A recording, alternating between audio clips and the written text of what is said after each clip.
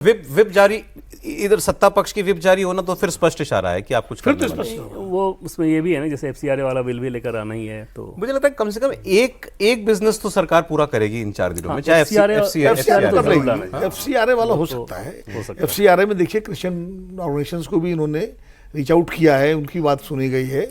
FCRA में कुछ जो राहुल गांधी से भी जो बात हुई है उसमें भी उसका जिक्र हुआ था, तो मुझे लगता है एफसीआरए शायद ये कर ले जाएंगे।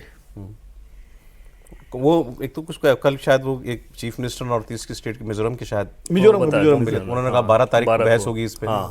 कल के उन्होंने चिट्ठी भी लिखी है।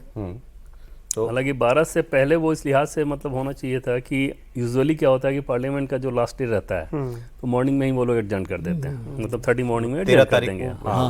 तो अगर आप पहले से पास किए रहेंगे फिर तब राज्यसभा में हो जाएगा। कांग्रेस ने भी पहले 3 दिन के लिए जो है वो किया। हालांकि इस पर भी मतलब डिवाइड बहुत बड़ा है एफसीआरए पे, ऐसा नहीं है कि बड़ा डिवाइड तो है एफसीआरए पे। कांग्रेस पार्टी के बहुत रिजर्वेशंस हैं। मतलब मैं एक रिपोर्ट जो पढ़ रहा था बोली क्रिश्चियन लॉबी जो है वो बहुत हावी है कांग्रेस के ऊपर, और वो ये चाहती है कि भाई कांग्रेस किसी भी तरीके से सॉफ्ट ना दिखे इसमें। Not only Christian lobby, entire NGO lobby including Christian lobby, NGOs की जो लॉबी है ना पूरी है, क्योंकि एफसीआरए तो सब पर लागू है ना।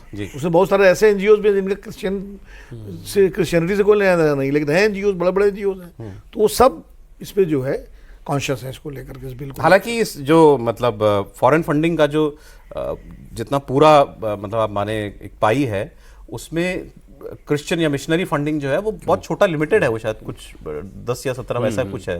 भाई कह रहा हूँ कि एनजीओ वाला ज्यादा बड़ा है, ज्यादा बड़ा बाकी एनजीओ, लेकिन भ्रम फैलाने के लिहाज से ज्यादा एक्शन क्रिश्चियन वाला है कि वो इमोशनल इश्यूज की माइनॉरिटी है, माइनॉरिटी के ऊपर कर रहे हैं और दोनों ही तरफ से चर्चों पे कब्जा कर लिया जाएगा। तो इस तरह की चीजें जो फैलाई गई हैं वो ज्यादा, वो इधर से ये है कि देखिए सब देश इसलिए हम ला रहे हैं ताकि देश को ईसाई बनने से रोकना है, उधर से ये है कि चर्चों पे कब्जा कर लिया जाएगा, तो वो उसको ज्यादा दोनों पक्ष हाईलाइट कर रहे हैं। वो जो एक वो सांसद का बयान आ गया था अमेरिका की, उस पर आज भारत सरकार ने स्पेशल मतलब वो दिया है, रिप्लाई दिया है कि उनका कोई मतलब नहीं बनता इस मुद्दे पर, क्योंकि एफसीआरए बिल को बीजेपी ने आइडियोलॉजिकल पोजीशनिंग के साथ लिंक कर दिया कि भाई फॉरेन फंडिंग एनजीओज को चाहे किसी भी इंस्टीट्यूशंस को हो रही हैं, उसको अगर कंट्रोल नहीं किया जाए तो ये डिस्टेबलाइज करने के लिए हो रही हैं। करेक्ट, तो कहीं ना कहीं नेशनलिज्म से जोड़ दिया गया है।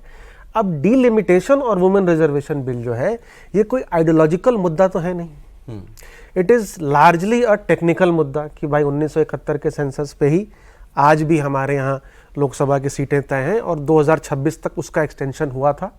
आई थिंक वो एक्सटेंशन कब एंड हो रहा है वो भी देखने वाली बात है, क्योंकि अगर वो एंड हो रहा है 25 तक का था तो उसको अगर आप जैसा आप कह रहे थे ना कि उतना they don't have time till infinity, correct, अगर आप इस बिल को पास नहीं कर रहे तो फिर आपको एक्सटेंशन को भी कहीं ना कहीं पास करना पड़ेगा या फिर उसके ऊपर ऑर्डिनेंस लाना पड़ेगा। अगले सेंसस तक है, जैसे ही अगला सेंसस आएगा ना उसके बाद उसका टाइम पीरियड खत्म हो जाएगा। वो 26 तक ही था, नहीं आ रहा, 26 तो हो गया, वो 26 तक ही है। तो इसीलिए वो ये है कि अगर अभी आपने कर लिया तो अभी आप अपने हिसाब से कर सकते हो पिछले सेंसस में जो भी आपको करना है 2011, वरना फिर 26 के बाद तो करना ही पड़ेगा, अनलेस आप दोबारा किक करके उसको आगे एक्सटेंड कर, वही कह रहा हूं 26 तक आप करना पड़ेगा, तो फिर 26 के आंकड़े लेने पड़ेंगे आपको इस सेंसस के। वो तो सर सरकार के हाथ में है ना, वो कानून बना के तो आप सेंसस तो कोई भी आधार बना देंगे, लेकिन लॉजिकल तो यही होगा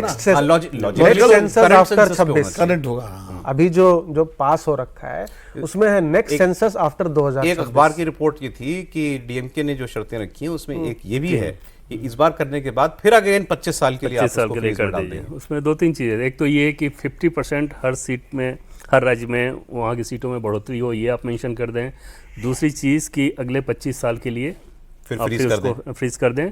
और तीसरा कंस्टिट्यूंसी के बारे में आप डिटेल दें कि जो इजाफा हो रहा है वो किस तरह का हो रहा है, क्या हो रहा है। तो ये डीएमके की तरफ से ये 3 शर्तें उस समय बताई गई थी। उसमें कोई ऐसी चीज़ नहीं थी जो कि इधर से उसे मानी ना जा सके, डूएबल ना हो। हाँ, तो इस लिहाज से डीएमके के आप अच्छे प्रमुख नेताओं से पार्लियामेंट के दरमियान अगर आप पूछें थ्रू आउट इधर कि डिलिमिटेशन बिल को आपका क्या स्टैंड है, तो कभी खारिज करते हुए नजर नहीं आए। देखेंगे बिल, हाँ, वो 50% वाली बात कह के वो ये कहते थे कि देखेंगे।